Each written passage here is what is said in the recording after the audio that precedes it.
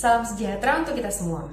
Pada kesempatan kali ini, kami dari kelompok 3 Praktikum Ekonomi Sumber Daya Hutan, Fakultas Kehutanan Universitas Sumatera Utara akan mempresentasikan tugas kelompok kami tentang identifikasi manfaat ekonomi sumber daya hutan. Kelompok kami terdiri dari saya sendiri, Taruli Oktaviani Patricia, selanjutnya ada Daniel, Grace, Angel, Philip, Adinda, dan Ratna. Adapun topik bahasan yang akan dimuat dalam video ini adalah pengertian ekonomi sumber daya hutan, pengertian tangible dan intangible beserta contohnya, manfaat tangible dan intangible dari damar, kemenyan, dan bakau. Apa itu ekonomi sumber daya hutan? Ekonomi sumber daya hutan adalah ilmu yang mempelajari tingkah laku manusia dalam memanfaatkan sumber daya hutan sehingga fungsinya dapat dipertahankan dan ditingkatkan dalam jangka waktu yang panjang. Manfaat tangible ini adalah manfaat yang dapat dilihat dan dapat dirasakan. Dengan kata lain, manfaat langsung dari hutan. Contohnya itu adalah hasil kayu, seperti batang kayu untuk keperluan mebel dan perabotan rumah tangga. Dan contohnya lain itu adalah hasil non kayu, seperti getah, buah, dan daun. Manfaat intangible atau manfaat tidak langsung hutan antara lain pengaturan tata air, rekreasi, pendidikan, atau kenyamanan lingkungan. Manfaat intangible juga berperan sebagai manfaat perlindungan lingkungan, keragaman genetik, dan lain-lain. Kemudian, berbagai manfaat tersebut yang dihasilkan masih dipandang dengan rendah sehingga menimbulkan terjadinya eksploitasi sumber daya hutan yang berlebihan.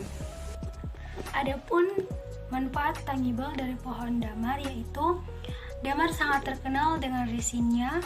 Resin ini berasal dari kulit pohon yang diambil dan diolah menjadi kopal. Kopal merupakan suatu cara tertentu lapisan kertas yang dapat membuat tinta pada kertas tidak menyebar. Manfaat intangible dari pohon damar yaitu pohon damar juga disukai sebagai tumbuhan peneduh taman dan tepi jalan atau pinggir kota. Tajuknya tegak, meninggi dengan percabangan tidak terlalu lebar. Manfaat tangible dari pohon kemenyan adalah pohon kemenyan kerap sekali sering digunakan untuk dupa atau bahan campuran rokok kemenyan. Bahan baku parfum dalam industri parfum serta bahan campuran kosmetik lainnya dan obat-obatan. Bahkan untuk obat dalam bidang kesehatan yaitu sebagai obat dalam gigi yang bengkak atau penyakit herpes pada mulut. Manfaat intangible dari pohon kemenyan sendiri adalah pohon kemenyan digunakan sebagai pohon penghijauan atau sebagai pohon reboisasi, pohon untuk rehabilitasi pada lahan.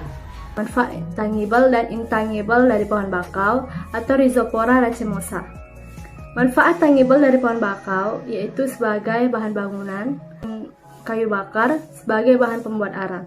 Kulit kayu dari pohon bakau menghasilkan tanin yang dapat digunakan sebagai bahan penyamak. Jenis kayu yang digunakan sebagai kayu bakar ialah jenis Xylocarpus. Bahan baku untuk membuat arang itu biasanya jenis Rhizopora sp.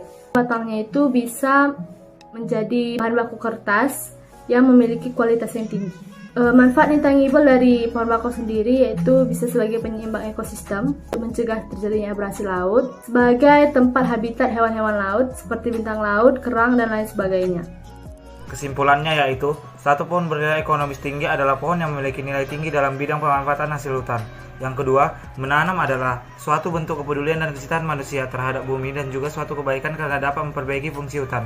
Yang ketiga, salah satu tanaman hutan yang berperan penting dalam sektor industri dan kegiatan ekspor adalah sengon, yang merupakan salah satu komoditas ekspor potensial di wilayah Indonesia karena manfaat ekologis dan ekonomis yang tinggi.